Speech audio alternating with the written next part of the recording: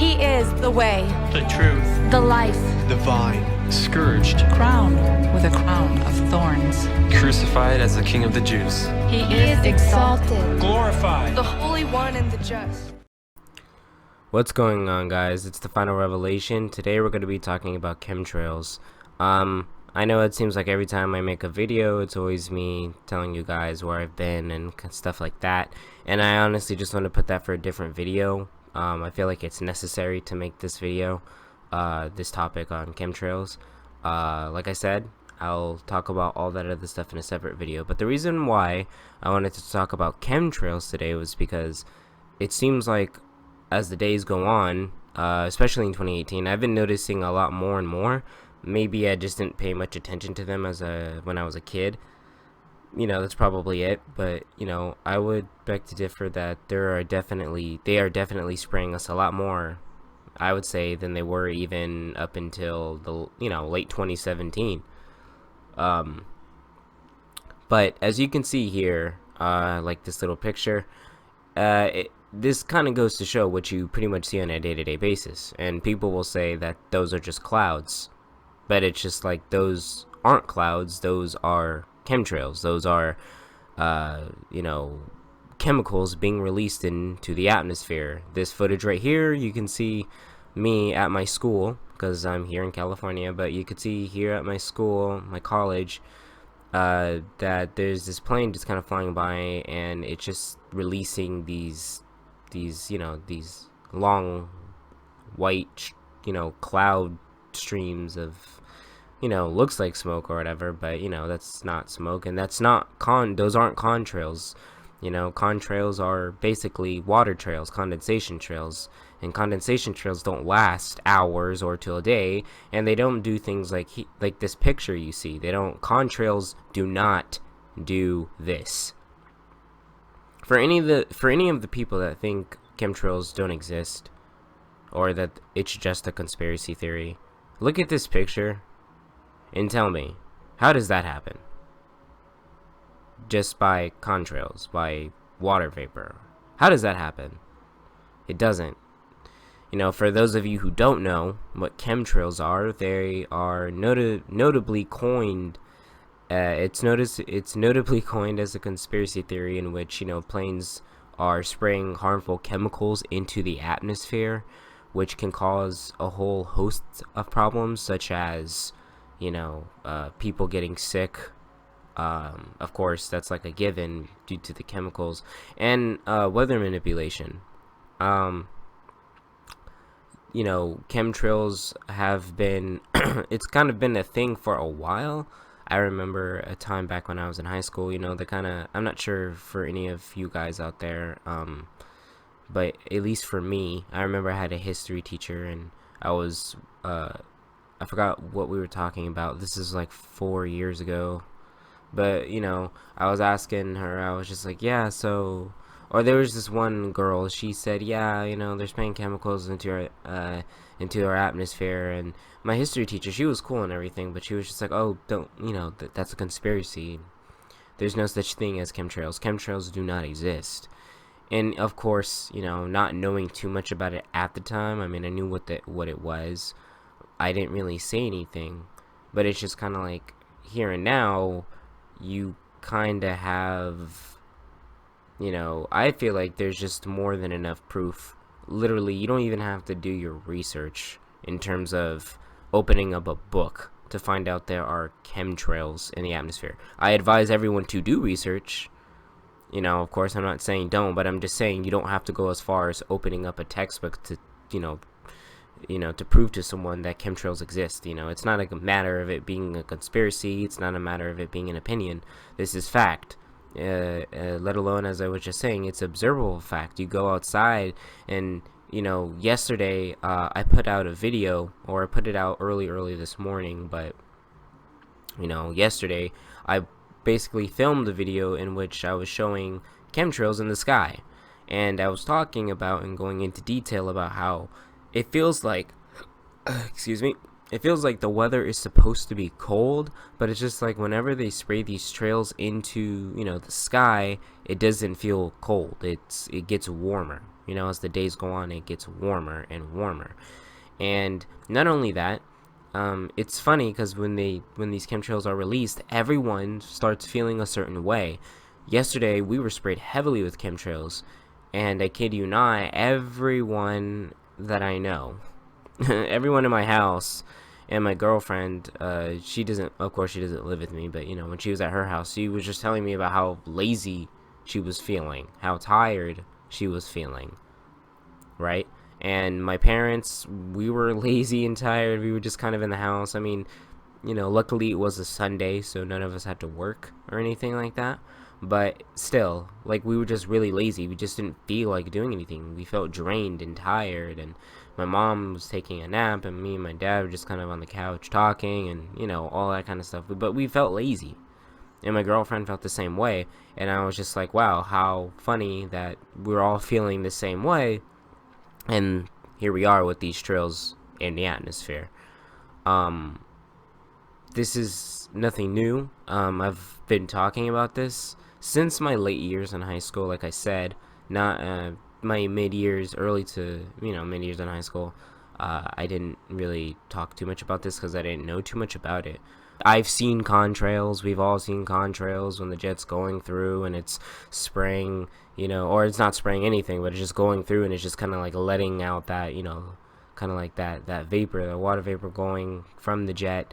But the chemtrail is obviously long lasting and it extends. As you can see here, for example, this is from howstuffworks.com, and it says, you know, the second paragraph says, one of the more extreme theories says that the government is intentionally spraying people with harmful substances in order to experiment with the effects, or even to weed out the sick and elderly. Other conspiracy theories suggest the chemtrails are an attempt by the government at mind control and even sterilization.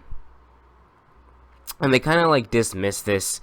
It even says in the next following third paragraph, I don't have it all here, but it says, however, many reputable scientists dismiss these theories on the grounds that such experiments would be of no real use.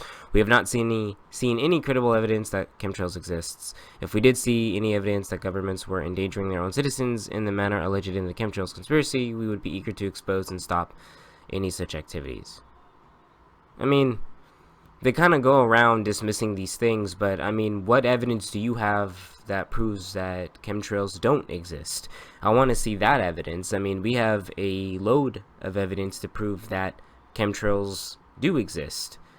You know, but you see how this second paragraph really is about dismissing the fact, and this is what it's all about. They want people to be complacent. They want people to say, you know, because that's how it is. The people are questioning, you know, and they start watching videos like mine or other YouTubers, and they start questioning, like, hey, are chemtrails an actual thing?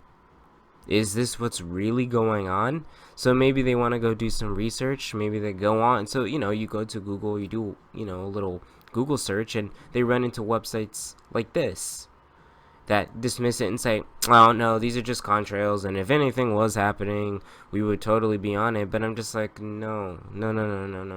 Chemtrails are a thing.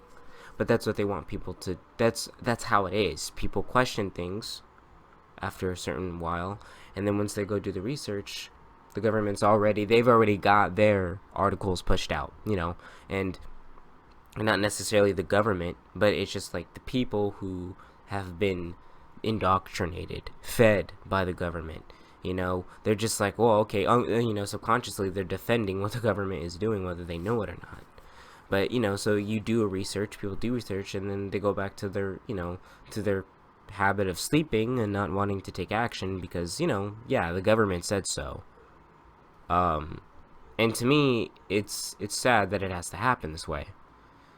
But I also want to take a look at the first paragraph. It says, a U.S. Environmental Protection Agency fact sheet on contrails explains that contrails, even long-lasting ones, are simply trails of condensation and that they are not harmful. However, conspiracy theorists have become suspicious that the contrails expelled from jets today are thicker and linger longer than they did in the past. So, while people accept that contrails are natural byproducts of jet engines, their suspicion is that the government has since used that excuse to put harmful substances in those trails, thereby creating chemtrails. In addition, conspiracy theorists latch on to anecdotal evidence that connect epidemics of flu-like symptoms to instances of contrails. Those who believe that there's something fishy about contrails have come up with several theories to explain what governments might be covering up. Right, because we're just making all of this up, right? We don't, we're just pulling this from our butt, and we don't know what, we have no clue of how the world works. And this is how, like I said, this is how they kind of want it to be.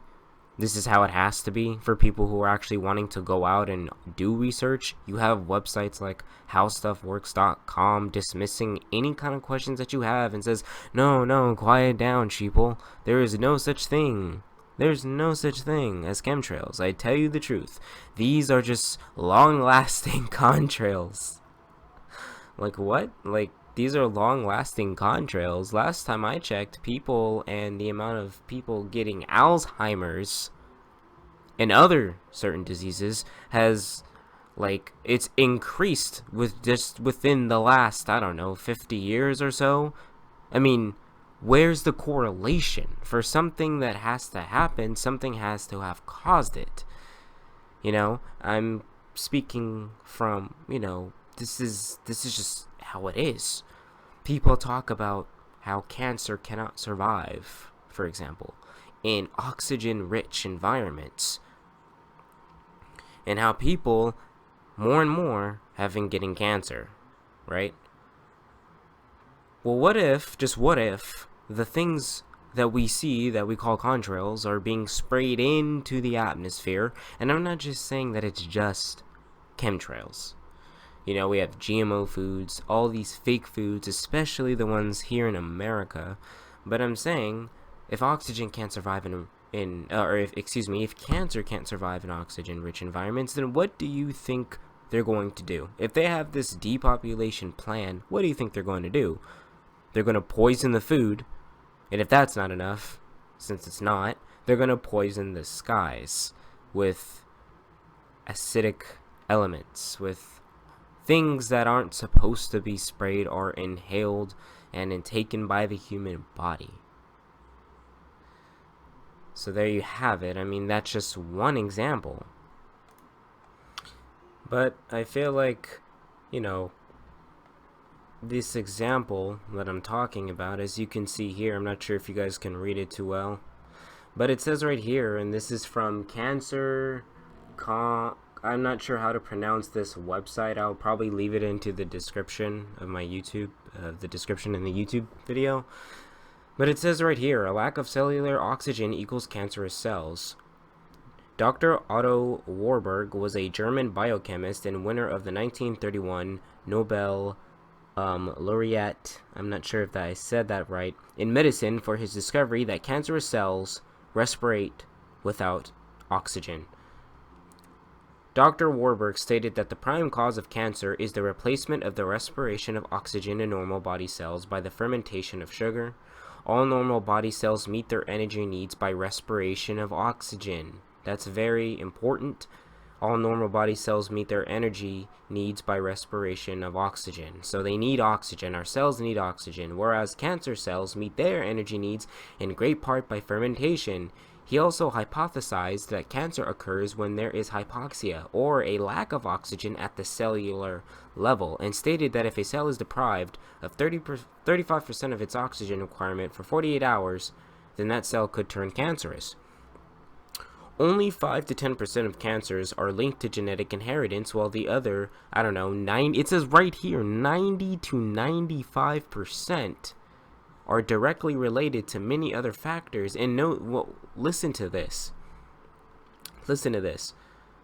Directly related to many other factors, including poor diet, get this one, toxic overload, and get another one of this, exposure to radiation. And it goes on to list everything else, smoking, alcohol consumption, obesity, chronic inflammation, chronic stress, a few viruses, all of which have the ability to compromise the immune system. But just that second paragraph, just this second paragraph alone, the other 90 to 95% are directly related to many other factors, including poor diet, toxic overload, exposure to radiation.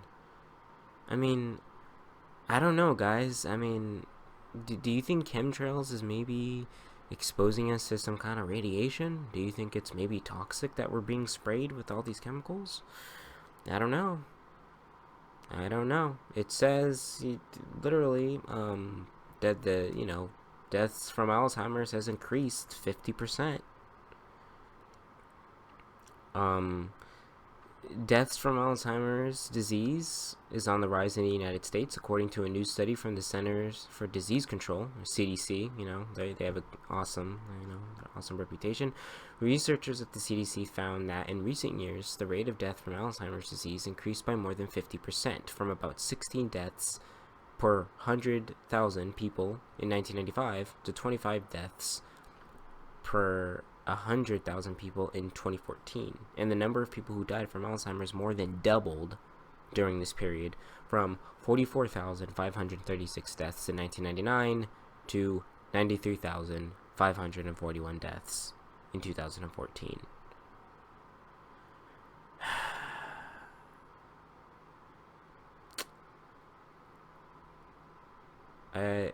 Millions of Americans and their family members are profoundly affected by Alzheimer's disease, Dr. Ann Schuchat, the acting director of the CDC, said in a statement.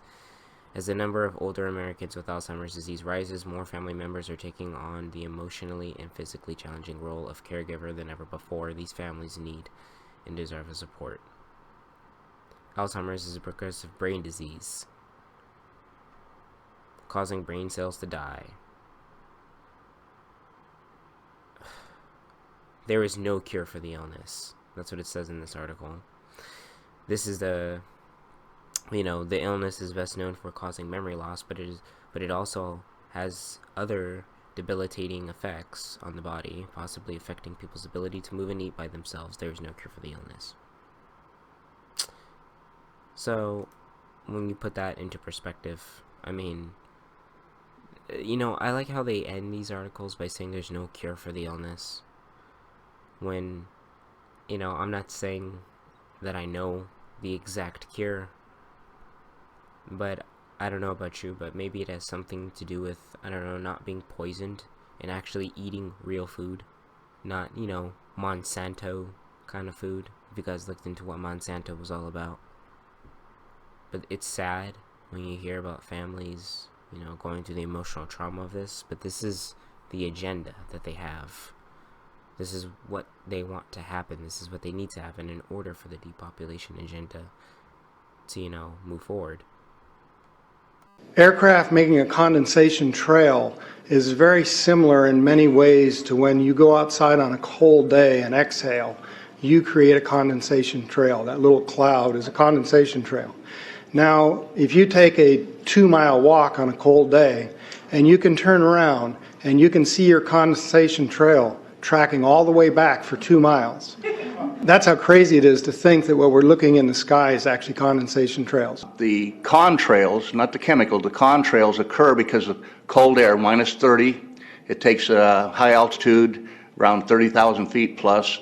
There's carbon dioxide and water vapor in that exhaust. That turns to ice crystals, and that's what you see, the white stream behind it. Those white crystals of ice warm up, dissolve, and the smoke goes away. And it never lasts more than a minute. What we're seeing now, and I first could not believe it, and I started looking at the skies, and these are not normal. They're not natural. There's something going on. I don't know who it is or why they're doing it. All I can testify is it's not natural and it's not normal. It's got to be some outside influence doing that. Thank you. I'm here to give you testimony that chemtrails, they're not contrails, are indeed real. They're spraying almost every day. I watch the clouds and watch the spraying program going on. I want to tell you that we're in very great danger from the pollution that's coming down over us. And we've been led astray by the military-industrial complex, and they're responsible for the cloud's creation and weather manipulation programs. They're dark operations. That's why they're not out in the media. I look around and I see people are starting to look up and see this. Many times I've spoken about chemtrails, and I get this blank look on my face. What are you talking about? I'm saying, look up. As a pilot, before I fly, I look up. And so, boy, they're really out there working. When you look up at the sun and you see a white haze, that is aluminum floating in the air right now, and it's coming from the aircraft. There's a huge amount of aluminum being found because these sprays have aluminum, strontium, barium, manganese. And there's a lot of argument that aluminum is very common to be found. But aluminum is only common in a bonded form. It's not common in a free form, and we're finding high rates of free aluminum in the soil, which is not natural. The metal compounds that are being used are environmentally dangerous. We need to be monitoring them. We need to be testing them. Okay, these previous guys, I've watched exactly what they do, and yes, they are correct. I've seen exactly the same stuff, so ditto marks on those. You want some figures? Okay, latest water test, tested the rain. 13,100 micrograms per liter of aluminum in the rain in 2013. Normally, it should be 0. So 13,100 is pretty damn much, folks. It used to be 0, then it was 100s in the 2000s, and then since 2010, it's into the 1,000s and the latest 13,100.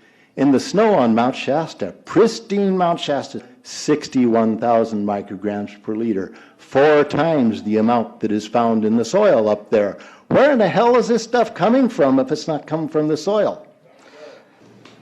We have clouds in the sky we've never seen before. Almost every day I'm seeing clouds I've never seen before. And NASA has been even named a few of these new clouds.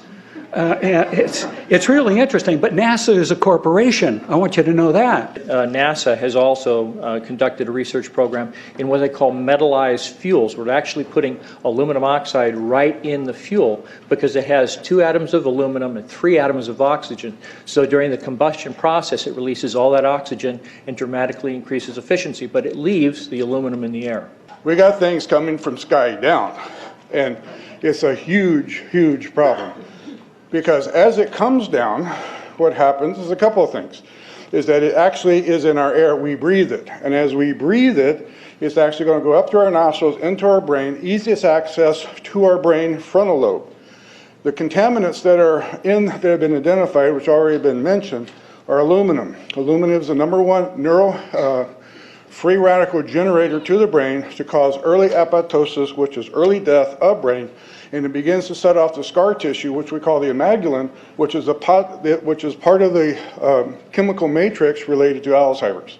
I'm a neurologist practicing in Reading for 17 years, and in the past 5 years, I have seen the number of patients with Alzheimer's disease, Parkinson's, and other neurodegenerative diseases tremendously increased, almost quadruple. I became interested in chemtrails about 8 years ago when I was in Hawaii, and the Hawaiians are really being very vocal about it. I concur about the increasing number of Alzheimer's. They have been able to take the aluminum and micronize it, which means it'll stay up longer. But it also means, and I don't know if any of you have noticed some metallic taste in your mouth when they're spraying, but you inhale that, it goes up through your cribriform plate and through your sinuses and into the brain. As you heard, to spray nanoparticles, very small particles. These nanoparticles, they basically trigger a programmed cell death in the brain, and that is the ultimate path we see in Alzheimer's. That's problem #1, because when we look at the Alzheimer issue, we say those are the old. The real problem is, and the real scare I have, is as I am a father of 2, I am a grandfather of 3. So the drama is our children. ADD started in the 70s. Autism was not on the radar. There was no documents, there was no information. It was 1 in 100,000 children. Today, what we have is 1 in 48 boys. I was part of the early group that was looking for aluminum in ADD and ADHD. And all of those children that started to develop those phenomena had high levels of aluminum. When we figured out protocols to detox them out, to free the body of those particular contaminants, what happened is that their brains came back. When we do this to the age, it doesn't come back as quick, but it will come back. But I'm seeing Alzheimer's in 56 years old. Back in the 70s, Alzheimer's when you were 80. If you remember 8 to 10 years ago, there was this big move to get rid of aluminum from underarm deodorant because it would cause Alzheimer's. Look what they're doing to us now. I want to give you a little bit of history on the background behind nanoparticles has been described before. A nanometer is 1/1000th of a meter. It's very small. In fact, if you have particles, say, that are 40 or 50 nanometers across, you can take and line 50 of them up next to a single red blood cell. These things are extremely tiny. They're pervasive. The collapse and decrease of agriculture is something I worry about even more than the previous info about autism and Alzheimer's. Believe me, I'm seriously concerned with what I'm watching. As a wildlife biologist, I've been watching the ecosystem collapse. When you lose all your stream organisms, when you have aluminum overload in your streams, you're killing your microbial bacteria and you're disrupting the entire ecosystem. So it goes way beyond just a little bit of pollution. How did Monsanto know to create aluminum-resistant plants? I don't think I've heard anybody ask that question. Okay. Insects. I've done studies in Siskiyou County. They're at 20% of normal. The aquatic insects basically made a nosedive in 2006 to about 20% of normal. So far this year, I've sampled 200 trout stomachs. 98% of them are empty. So sorry about the trout fishing, fellows. The mayflies, stoneflies, dipterus, and caddisflies are damn near gone. The terrestrial sampling is down to about 20% of normal, except for pest species like ants. We're seeing a loss of the major bird species, and as the gentleman said, the ecosystem is unraveling, and Audubon's been telling you that for years. The materials that are going into the environment right now, aluminum oxide nanoparticles and barium nanoparticles, these just happen to be the same materials that they use in nanothermate explosives. And so when this stuff settles down out of the air into the environment, it is small enough to be absorbed through the root structure of the trees in the forest. And so when there's a forest fire, and there will be a forest fire, those fires burn dramatically hotter. The point is that the cost of firefighting, the cost in the healthcare system have nearly doubled in the last 10 years. The amount of acreage is lost because of fires. The impact on human health is dramatic. I personally tested water and aluminum, and I found aluminum had 47 times the normal expected amounts. Strontium had 10 to 20 times the amounts. Barium was 20 times. This is what the stuff looks like here. Collected, it looks, most people just think it's a cobweb, but I tested it, it has outrageous amounts of barium, strontium, and aluminum, but they destroy the sample, so I'm not letting this get away from me. You know, these tests are international in scope. We're seeing this all over the world, guys. Okay, pH of acid soils is 20 times more alkaline. The aluminum in the soil has doubled in the last 10 years. The rain normal was 5.6. It's 20 times more alkaline. Aluminum blocks essential nutrients. I am unable in my garden to restore normal pH, and that's because nanoparticles are now in the circulatory systems of both plants and humans. The Air Force conducted a study starting in 1993. It was called In Vitro Toxicity of Aluminum Nanoparticles in Rat Alveolar Macrophages. That's a real fancy way of saying testing the effect of aluminum nanoparticles on the white blood cells in the little air sacs in your lung, the alveoli. And what they found in this 8-year study was that these particles, when you're exposed to them long enough, it suppresses the ability of your white blood cells to defend you from airborne infections coming into your lungs. So it suppresses your immune system. But they also found that these same particles, once they get into your system, they can actually go through the barrier in each one of the cells. They get inside the cells, and these particles can actually suppress the ability of mitochondria, which are in the cells that help to gobble up toxins and things that would be harmful to the nucleus and the reproduction process of the cells in your body. These processes are suppressed, and so essentially by breathing this material in, your immune system is dramatically suppressed. I wrote to the federal government because Air Force wrote a book, and on the first page of the book they said, we're going to control the weather by the year 2025. I asked them, what are they doing spraying these chemicals on the public? I said, there's violation of United States Code 50 USC 1520, which prohibits the American government from experimenting on the U.S. citizens with chemical agents. I said, that law also requires who's ever experimenting, when the federal government does it, that they have to report to Congress within 30 days. They wrote back, they said they don't know what I'm talking about. We have enough evidence that there's a spraying going all over the place. We were warned about the takeover of our freedoms by the military-industrial complex by both Eisenhower and Kennedy. They're gaining traction on us, folks. We are in trouble more than just a spraying program. All I can say is it's about time we get up in arms about this, because it is affecting our health. It's high time that we as citizens of this great country take action. Board of Supervisors in Suffolk County, New York, they outlawed geochemical engineering. Hawaii passed an ordinance prohibiting geochemical engineering. I urge you to bar geoengineering in Shasta County and pass an ordinance. At least ask some damn questions. What the hell is all this aluminum doing here? Why are the trees dying, fishes dying? Why is there Alzheimer and aluminum spiking? And why are these fibers on the ground here in Shasta County? Thank you. Thank you, Mr. Marmon.